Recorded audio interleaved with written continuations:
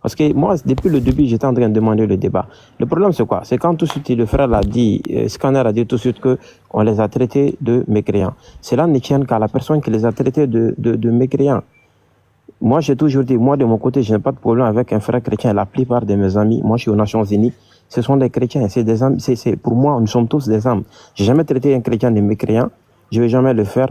Moi, je pense qu'on est tous des âmes et on est tous amour. Je pense que c'est Dieu, quelle soit l'appellation que vous le donnez, que les musulmans le donnent, les chrétiens le donnent.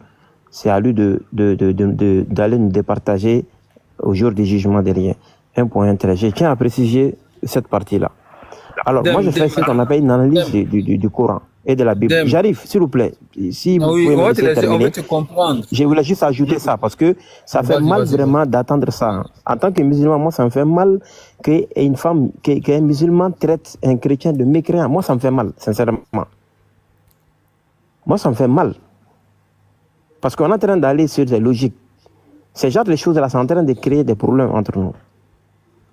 D'abord, si vous ne le savez pas, l'islam même n'autorise pas un individu de dire à quelqu'un qui est mécréant. Personne ne sait qui est mécréant réellement. C'est Dieu seul qui sait qui est mécréant.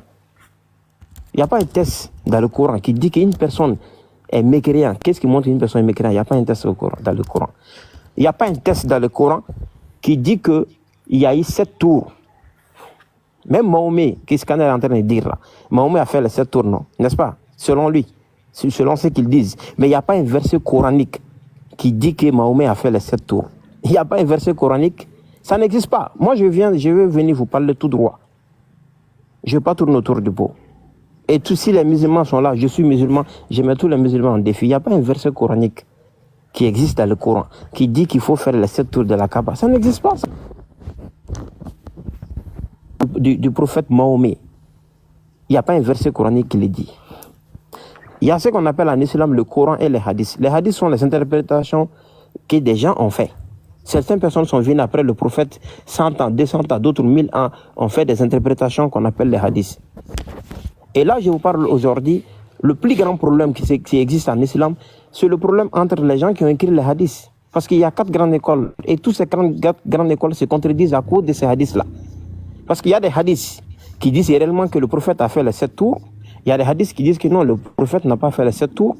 Il y a des hadiths qui disent que quand tu pars, même si tu fais un tour de la Kaaba, tu as fait ton pèlerinage.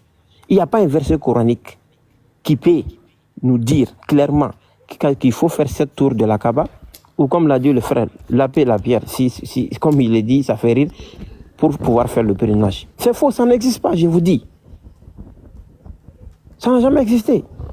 Donc, on se dit la vérité. Il n'y a pas de verset coranique. Donc c'est ça que moi je voulais ajouter.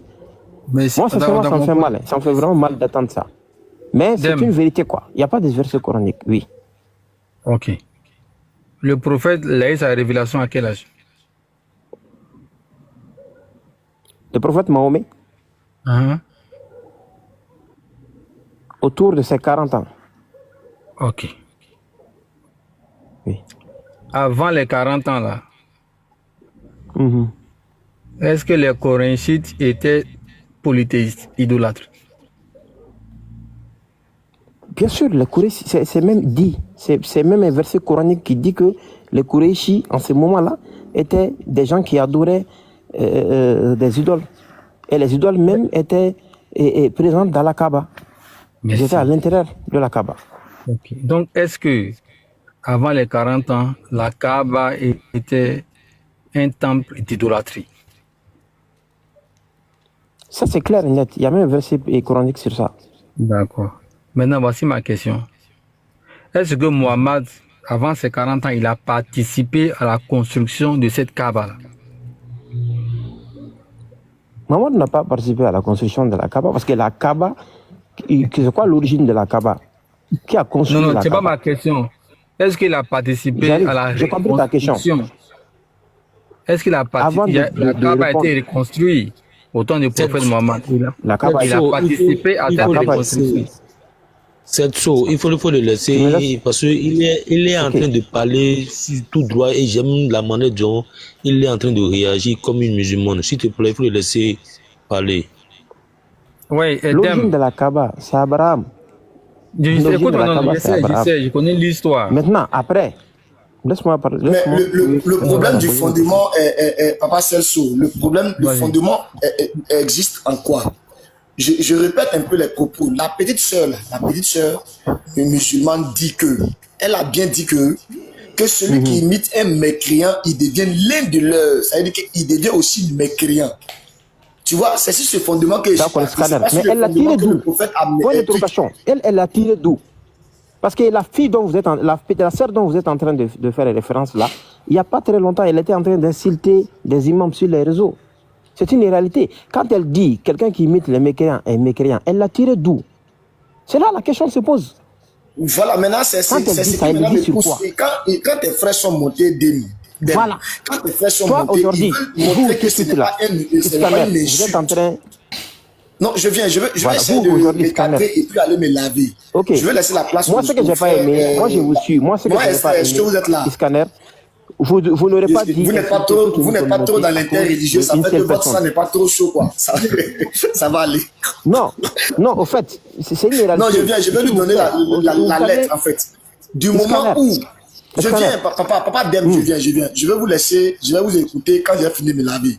Je dis, du moment où la sœur dit que ceux qui imitent les mécréants et que c'est les juifs et les chrétiens que nous on est là, c'est nous qui sommes les mécréants. Que ceux qui nous imitent deviennent l'un de leurs.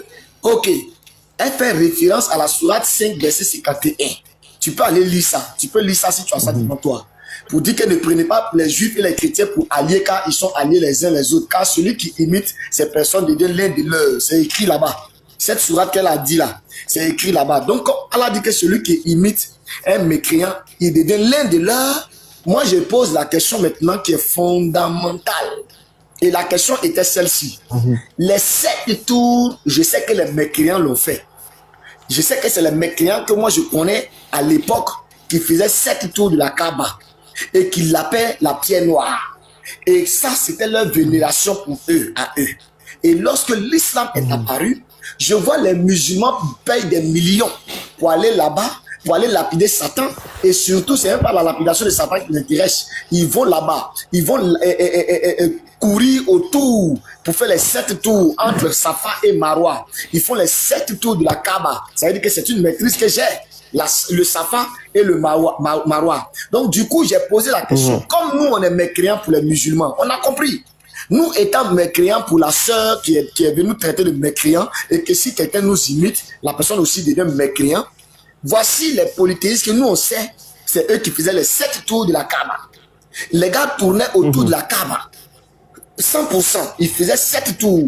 Et à la suite de ça, les gars s'approchaient de ce qu'on appelait la pierre noire. Et j'ai posé la question ici, Celso et Maman Esther, Pela et les autres qui sont là. Je vais aller me laver. Comme elle nous a traité de mécréants, on veut savoir, nous on sait que c'est les mécréants qui faisaient avant les 7 tours de la Kaaba au temps pré-islamique. S'il y a quelqu'un qui veut discuter, je reviens après que je finis de me laver. Je vais venir le prouver ça. Mais, tapoter, partager le live. On va montrer maintenant que c'est eux-mêmes qui sont plutôt égarés que nous. Maintenant, vous faites les 7 tours de la Kaaba. Ensuite de ça, vous cherchez à toucher la pierre noire pour qu'elle puisse témoigner pour vous au paradis. Ça, c'est ce qui est écrit dans votre dogme. Mais ce n'est même pas le témoignage de la pierre noire qui m'intéresse. Je voudrais que les musulmans ici présents, ceux qui contestent ça, je n'ai pas dit eux, celui qui reconnaît que la sœur a parlé bien, que nous on est mécréants, que ce n'est pas une insulte, les 7 tours que les musulmans font autour de la Mecque, la Kaaba, pardon, les 7 tours suivis de la pierre noire là, Esther, la question reste posée, qui l'a fait avant Muhammad? Parce que nous on sait que c'est les païens qui le faisaient avant. Qu'ils répondent à ça. S'ils n'ont pas pu répondre à ça, c'est qui veut dire qu'eux aussi sont des polythéistes, des mécréants. Scanner. Je vous laisse. Scanner. Merci. Scanner. Non, Scanner. Il faut pas, il faut. En fait, la question, moi, j'ai dit, je vais reposer mal. Moi, j'ai dit, est-ce que Mahomet aussi a fait les 7 tours de la Kaaba? Point de trop. Non, ça, je ne parle pas de toi. Toi, tu dis que tu n'es pas dedans. Moi, j'ai compris ça. Ça, c'est un dogme. Mais seulement, voilà. Ce qui m'intéresse, c'est que les frères et sœurs, je les ai donné la leçon. En question. Moi, ce que j'ai pas aimé chez toi, Scanner, il fallait pas inciter toute une communauté à cause des bêtises. Parce que quand la sœur vient dire, parce que le problème c'est quoi? Quand tu dis là, tu parles de la foi. Est-ce que j'ai insulté une communauté? Les gens ont compris réellement la sourate. Parce que quand non, mais je n'ai pas insulté une communauté, j'ai attaqué les gens qui sont attaqués à nous. Je n'ai pas insulté une communauté. On va avancer, pardon. Parce que, en fait, tu sais, l'interprétation du Coran, là, quand on dit kafr, là, le mot kafr, là, tu connais la signification? En arabe, le mot kafr, là, tu connais la signification? Kafri, c'est quelqu'un qui ne croit pas qui n'est pas reconnaissant à ce que tu crois. Non. C'est lui qu'on appelle un kafri. Non. Un kafr, là. Non, kafri, ça c'est en langue bamanakan ou je ne sais pas, djoula. Kafr, là, ça veut dire une personne qui n'est pas reconnaissante. Une personne qui n'est pas reconnaissante. C'est ça. C'est laquelle verset, il y a le mot kafri, là? Le verset, je vais lire. Non, il n'y a pas kafri. Kafr, là, ça veut dire une personne qui n'est pas reconnaissante. Une personne qui n'est pas reconnaissante, c'est ça qu'il veut dire. C'est ça la signification. Bon. Moi, mon corps commence à me démanger. Il y a pas de grande école. Quand il faut aller peindre. Va te laver, c'est mieux. On va régler ça ici. T'inquiète. Je pense que les frères, ils vont prendre la relève. Va te laver. So, vous voyez un peu. Mon frère Dem. Est-ce que vous voyez un peu? Parce que moi, je suis contre le fait qu'on insulte, par exemple, toute une communauté à cause d'une sœur qui est venue sur les réseaux pour venir dire que les chrétiens sont des mécréants. Avec quelle connaissance, avec quelle logique elle vient dire ça? Avec quoi elle se permet-elle de dire ça? Dem. Pourquoi? Dem réponse. J'ai dit, est-ce que ton prophète, il a participé à la reconstruction de la Kaaba, oui ou non? Dem. Voilà, faut laisser la sœur. Si je me base, comme je te l'ai dit au début, il y a le Coran, il y a les hadiths. Si je me base sur ce que les hadiths disent, hein, il a participé à la reconstruction de la Kaaba. Merci. C'est ce qui est écrit dans les hadiths. D'accord. Maintenant, voilà. Et dans les hadiths même, il est dit quand il est venu à la Kaaba, il a pris tout ce qui se trouvait comme idole, comme les idoles qui se trouvaient au niveau de la Kaaba, et il les a tous brûlés. Comme l'a fait Abraham. Ça c'est après la révélation. Je suis avant la révélation. Avant la révélation, il a participé à la reconstruction de la Kaaba, sachant bien que c'était... Non, pas avant la... Non. Ah d'accord, j'ai compris ta question maintenant. Pas avant la révélation, parce qu'avant la révélation... Avant c'est 40 ans. Non, pas avant, j'ai compris maintenant. Pas avant la révélation, non, il n'a pas participé à la reconstruction de la Kaaba. Il était même contre le fait que les gens marchandaient. Avant la révélation, il a participé. Il a participé à la reconstruction. Non, il n'a pas participé. J'ai dit selon les hadiths. Moi, je n'avais pas compris. Avant qu'il ait sa révélation, il n'a pas participé. Ce que les hadiths disent, clairement, c'est après la révélation. Mais je n'ai pas vu ça, je n'ai vu ça ni ça. Je ne vais pas te mentir. Je suis clair. Attends, je t'explique. Si je vois quelque chose, je t'explique maintenant. Oui. Avant qu'il ait les 40 ans, les idolâtres adoraient à la Kaaba. Et il y a un certain moment donné où ils ont cherché à reconstruire la Kaaba. Ça se trouve dans vos sources musulmanes. C'est le Nectar Cacheté qui explique ça. Oui. Et ils étaient des tribus, ils se sont partagés les rôles. On dit telle tribu, voilà ce que tu dois faire. Depuis, il était question maintenant de placer la pierre noire à sa place. Et les tribus ne se sont pas entendues. Quelle est la tribu qui va mettre la pierre noire à sa place? Donc ils ont fait une prière selon les sources islamiques où on dit la première personne qui va rentrer sur cet endroit-là, c'est cette personne-là qui va trancher entre nous. Et quand ils ont fini la prière, c'est le prophète Mohammed qui est rentré. Le prophète Mohammed leur a dit comment est-ce qu'il devait placer la pierre noire à sa place. Donc on est bien avant les 40 ans. Toi, tu viens de te contredire parce que tu as dit après la prière. Alors que la révélation a été faite à Mahomet. Tu dis après la prière. C'est après qu'ils ont fini de prier que Mahomet a dit comment placer les pierres. N'est-ce pas? Oui. Il s'agit de quelle prière ici? La prière musulmane? Non, c'est des polythéistes.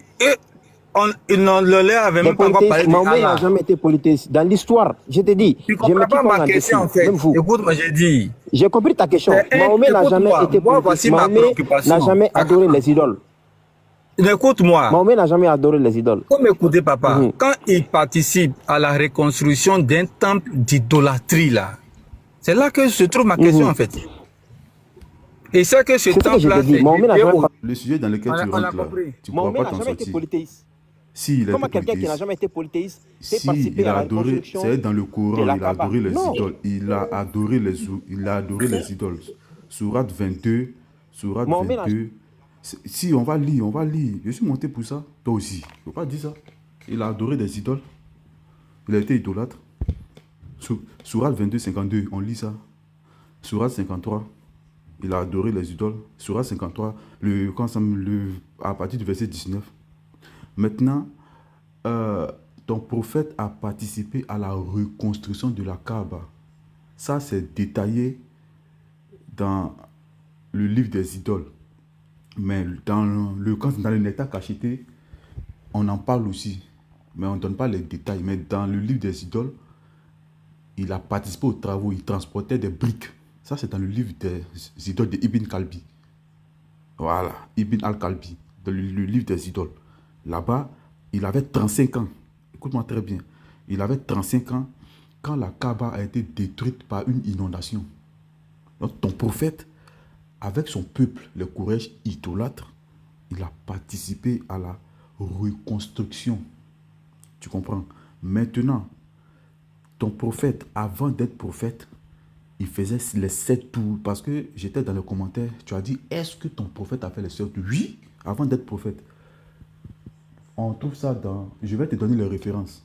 Tu vas aller lire. Ibn Hisham, page, je te donne les 7 tours. Ton prophète n'était pas encore prophète. Mahomet, avant d'être prophète, il a fait 7 tours de la Kaaba. On trouve ça dans la biographie de ton prophète, dans le livre de Ibn Hisham, page 66. Page 66. Là-bas, ton prophète est allé faire sa retraite habituelle. Il faisait des retraites. On ne sait même pas au nom de quel Dieu il faisait ses retraites. Et avant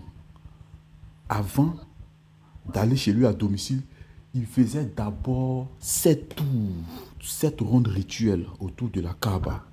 Avant d'aller chez lui. Maintenant, je finis. Attends. Oui, je viens. Maintenant. Non.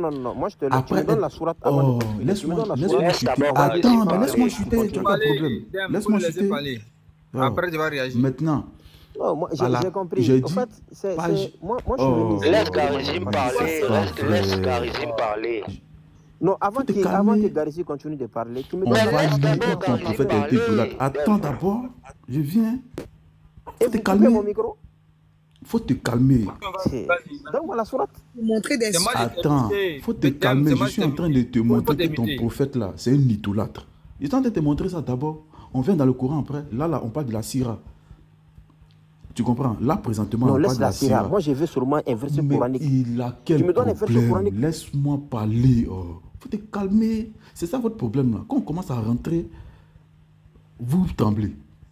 Tu as demandé, moi j'étais là, tu as dit, est-ce que ton prophète a fait les 7 tours? Donc je commence d'abord par les 7 tours et après on va dans le Coran. Et je vais te montrer où ton prophète a adoré Alat, Al-Uzza et Manat. On va lire ça dans le Coran, dans les tafsirs. Toi aussi. Attends, on va lire ça, tu vas voir. Donc, j'ai dit, ton prophète a fait les 7 rondes rituelles avant d'être prophète. Ibn Hisham, page 66. Après sa révélation devenu prophète, il va refaire encore les mêmes 7 rondes rituelles à la page 275 du même livre. Voilà, page biographie de Mohammed Ibn Hisham, page 275. Là-bas, ton prophète va reconduire les mêmes 7 rondes rituelles. Donc, il a effectué ça avant d'être prophète. Une fois devenu prophète, il va refaire la même chose. Ça, c'est un. Maintenant, je vais te dire encore l'exigence de l'Iram, As-Safa et Al-Marwa. Tu sais très bien que As-Safa et Al-Marwa, on trouve ça à la sourate 2, le verset 158. Voilà, là-bas, Allah parle bien de ça. Il dit, ça lui appartient. As-Safa et Al-Marwa. Tu connais ça. Et aussi l'exigence de l'Iram. C'est-à-dire, quand vous partez à la Mecque, vous arrivez à la Mecque, on vous rase. Vous prenez des tissus blancs, mettez sur vous.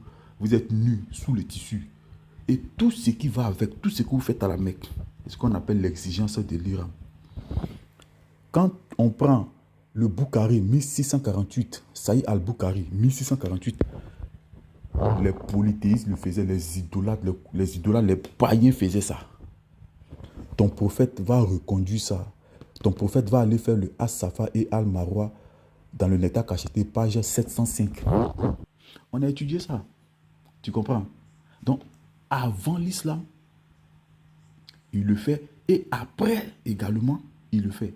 Et même quand tu lis dans le Bukhari ou dans le Tafsir, les musulmans qui étaient avant idolâtres, qui se sont convertis, vont se plaindre. Ils ne voulaient même pas le faire parce qu'ils le faisaient en l'honneur de l'idole Manat. Et c'est là le verset va descendre, sourate 2, le verset 158, le verset va descendre pour dire aux musulmans d'effectuer le As-Safa et Al-Marwa.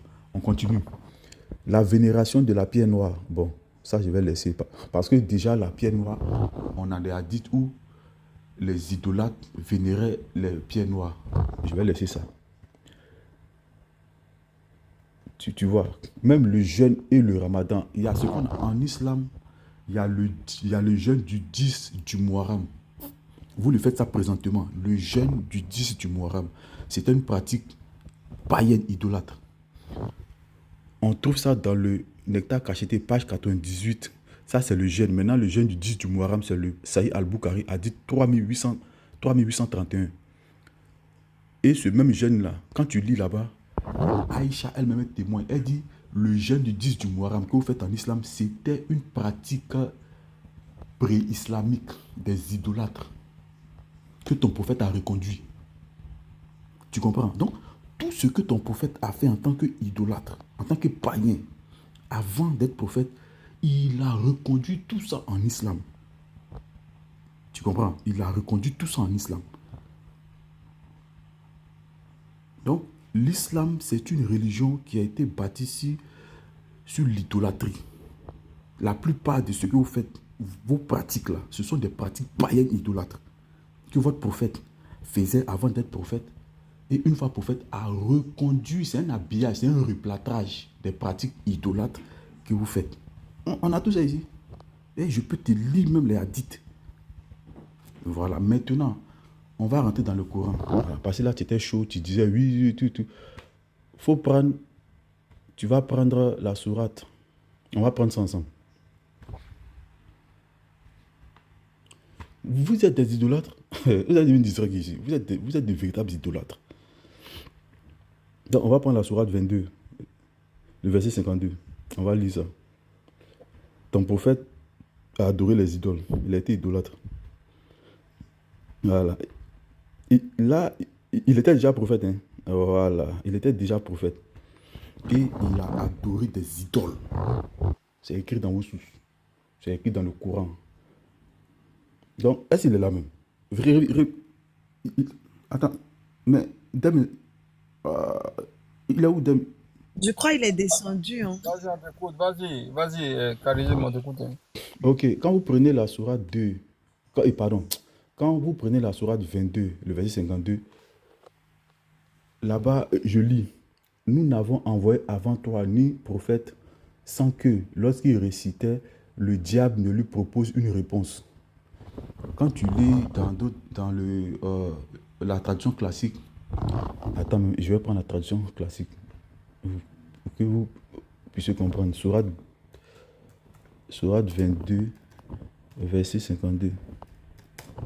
Là-bas, c'est dit, nous n'avons envoyé avant toi ni prophète qui n'ait récité ce qui lui a été révélé sans que le diable n'ait essayé d'intervenir pour s'aimer le doute. Bon, là, c'est une parenthèse. Donc, Dieu abroge ce que le diable suggère et Dieu renforce ces versets. Maintenant, ce qu'on va faire, on va lire le tafsir de... Il s'appelle comment? Le tafsir de Waidi concernant ce verset. Et aussi celui de Ibn Kathir. On va lire ça et vous allez voir. Le prophète a adoré des idoles. Étant prophète, le diable l'a possédé. Satan a pris contrôle de lui. Voilà, il était possédé par Satan. Et il a adoré des idoles. Vous pensez que vous êtes distrait ici? Comment toi tu es prophète, tu reconduis les mêmes pratiques païennes dans ta soi-disant nouvelle religion? Vous adorez Satan. Et tu traites les autres de païens. Et je traite les autres de païens. Vous adorez le diable, vous adorez Satan, vous ne savez pas ça. Vous les musulmans, vous êtes des païens, de vrais idolâtres. Ça, on va vous dire ça à chaque fois. Donc, sourate, moi, je pense sourate 52. Sourate 22, je prends ça. Je vais lire d'abord le tafsir de Waidi. Il dit, nous n'avons envoyé ni prophète ni messager avant toi. Les commentateurs du Coran disent, lorsque le messager d'Allah, attendez, il y a calé pour Emin Kati, parce que là-bas, on précise bien les deux versets. Il y a les versets sataniques dans le Coran. La sourate, dans le Coran, il y a les versets sataniques que le diable a révélé. Vous pensez que vous êtes disrégui? Sourate 22, sourate 22, 52. On va lire ça. Il y a le verset satanique dans le Coran et aucun musulman ne peut nous distraire. Il y a où le diable a agi. Il a mis ça dans la bouche de leur prophète et leur prophète a récité ça. Voilà, c'est bon, j'ai trouvé. Donc, je lis. Ils disent, ça maintenant, ce sont les savants. Hein, ça, ce sont les savants maintenant qui vont parler. Voilà. Lorsque le messager d'Allah vit que son peuple l'évitait, il fut attristé de leur rejet du message qu'il leur avait apporté. Et il souhaitait secrètement qu'Allah exalté soit-il lui révèle quelque chose qui le rapprocherait, lui et son peuple. Donc, ici, on dit quoi? Quand son prophète reçoit la révélation, il est rejeté par son peuple. Donc, le message qu'il apporte, son peuple le rejette. Et ça l'a attristé, en fait. Donc, dans son cœur, Mahomet, le souhait de Mahomet était que Allah envoie un message qui allait le rapprocher de son peuple, qui allait le réconcilier avec son peuple. Donc, c'est ce qu'il dit ici. On continue. Tant il était désireux de les voir accepter la foi. Un jour, il était assis dans l'une des congrégations de Quraysh qui attirait un grand nombre de membres et il souhaitait qu'Allah exalté soit-il ne lui révèle pas ce jour-là quoi que ce soit qui puisse les éloigner de lui. Vous comprenez? Donc, lui, son souhait là, dans son cœur, c'était que Allah envoie un verset à tout prix pour le réconcilier avec son peuple. C'est-à-dire, lui, il ne voulait pas le contraire. C'était le désir de son cœur. Donc là, maintenant, Allah exalté soit-il lui révéla alors la sourate Al-Naj par l'étoile. Ça, c'est la sourate 53. Sourate 53. Le messager d'Allah la récita, mais lorsqu'il arriva à ce point, le diable mit sur sa langue ce qu'il avait secrètement souhaité. Donc, comme ici, ils n'ont pas mis les deux versets, je vais prendre dans le tafsir d'Ibn Kathir, ici, dans le Nouveau Coran. Ils disent ici, à la Mecque, le messager, qu'Allah le bénisse, récita la sourate de l'étoile. Arrivé à ces versets, et maintenant que dit d'Alat et d'Al-Uzza et de Manat, cette troisième idole, sourate 53, le verset 19 à 20. Vous voyez, c'est la sourate 53, le verset 19 à 20. Si vous prenez présentement, vous allez lire ça. Et maintenant, que dit d'Alat et d'Al-Uzza et de Manat, cette troisième idole. Voilà. Donc, il récite ça. Donc, arrivé sur la sourate 19, sur la sourate 53, le verset 19 à 20, il va se passer maintenant un truc. On va lire maintenant. Le diable mit sur sa langue ce qu'il avait secrètement souhaité et espéré. Donc, qu'est-ce qu'il avait secrètement souhaité et espéré? C'est que Allah lui fasse une révélation pour le rapprocher de son peuple, pour que lui et son peuple puissent se réconcilier. Donc maintenant, le diable va envoyer un verset dans ce sens. Sourate 53, verset 19 à 20. Donc, le diable mit sur la langue ce qu'il avait secrètement souhaité et espéré et dit, ce sont les grues puissantes garaniques et leur intercession est espérée. Voilà maintenant Mahomet qui va associer des idoles à Allah.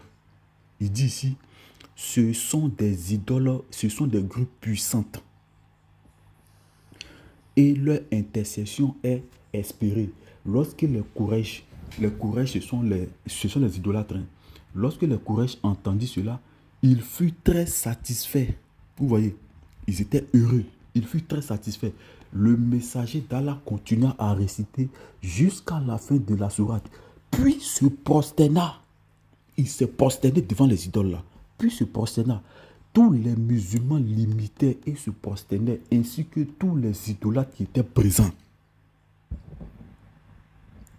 ils se sont prosternés devant les 3 idoles-là. Al-Uzza, Manat et Alat. On continue. Tous ceux qui étaient présents, musulmans ou mécréants, se prosternaient à l'exception de Walid ibn Mughira et Abu Uyahya Saïd ibn al-Alas qui étaient trop âgés pour se prosterner, mais ils saisirent tous deux une poignée de poussière et posaient sur les forts. Les Kouraïchites se dispersaient alors, heureux de ce qu'ils entendirent. Il dit: Mohammed a mentionné nos idoles en des termes élogieux. Nous savons qu'Allah donne la vie et l'enlève, qu'il crée et fournit la subsistance. Mais ces idoles qui sont les nôtres intercéderont pour nous auprès de lui, maintenant que Mohammed les a associés. Est-ce que vous comprenez? Donc, Mahomet est un associateur. Il a associé des idoles à Allah. C'est pas moi qui le dis, c'est ce qui est écrit. Voilà. Donc, je suis là. Donc, il les a associés. Nous sommes tous avec lui. Vous voyez, maintenant que Mahomet a... Mais MD, faut monter. Faut monter ici. Tu es dans les commentaires, tu montes. Donc, Shalom, Garizim. Oui, je finis. Non, je te salue seulement, frère. Ah, shalom, frère. En tout cas, comment tu vas? Ça va. Je vais bien. Je vais finir et puis voilà, je vais passer la parole. Comme l'autre disait, il est en train de lancer le défi. Donc, voilà, j'ai là. Maintenant que Mohamed les a associés, nous sommes tous avec lui. Maintenant, écoutez ce qui va se passer. Le soir, Gabriel, sur lui la paix, même si Gabriel il y a la paix, le soir, Gabriel se rendit auprès du messager d'Allah et lui dit: Qu'as-tu fait? Gabriel même est étonné. Il dit: Qu'as-tu fait? Tu as récité aux gens ce que je n'ai pas apporté d'Allah. Donc Gabriel va le répondre.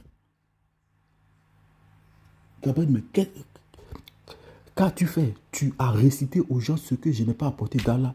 Glorifié soit-il. Et tu as dit ce que je ne t'ai pas dit. Le messager d'Allah se sentit très attristé et eut très peur d'Allah. Lui-même, il avait peur. Parce qu'il s'est dit: Allah allait le tuer. Donc, il a eu peur. Il tremblait. Allah, exalté soit-il, révéla ce verset sur lequel le Coran dit: Mohammed a regretté ce qu'il a mentionné concernant le statut de nos idoles vis-à-vis d'Allah. Et il devient encore plus antagoniste qu'avant. Voilà.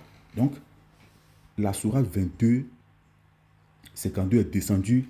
Voilà les raisons pour lesquelles cette sourate est descendue. Dans cette sourate, Allah dit quoi? Allah dit: nous n'avons envoyé avant toi ni messager ni prophète qui n'ait récité sans que le diable n'ait essayé d'intervenir dans sa récitation. Allah abroge ce que le diable a suggéré. Donc, dans la sourate 53, le verset 19 à 20, Allah a abrogé ce que le diable avait ajouté. Voilà pourquoi la sourate 53, le verset 19 à 20 est considéré comme des versets sataniques. C'est considéré comme des versets sataniques. Parce que là-bas, le diable a eu à ajouter son mot. Donc, Mahomet a adoré des idoles. Prenez note, sourate 22, 52, lisez le tafsir. Sourate 22, 52 et sourate 53, 19 à 20. Voilà les deux sourates là. Ça met l'islam KO. Ça met Mahomet KO. C'est un idolâtre. Vous le distrez qui? Donc voilà, si moi j'étais monté pour ça, comme il est descendu, voilà, c'était ce que je voulais raconter. Voilà, je me mute et puis moi je vais descendre. Soyez bénis. Merci, shalom tout le monde. Shalom tout le monde. Voilà. Je voulais savoir, j'ai vu, j'étais au volant, hein, j'ai vu le général en live. Bon, je sais que c'est pas la thématique, mais je voulais savoir s'il a présenté ses excuses ou quoi. C'est juste ça que je voulais présenter ses excuses ou quoi. C'est juste ça que il ne peut jamais présenter ses excuses, il n'a pas fait ça. Ah, t'as bien. Il ne peut pas le faire. Ça, c'est bien.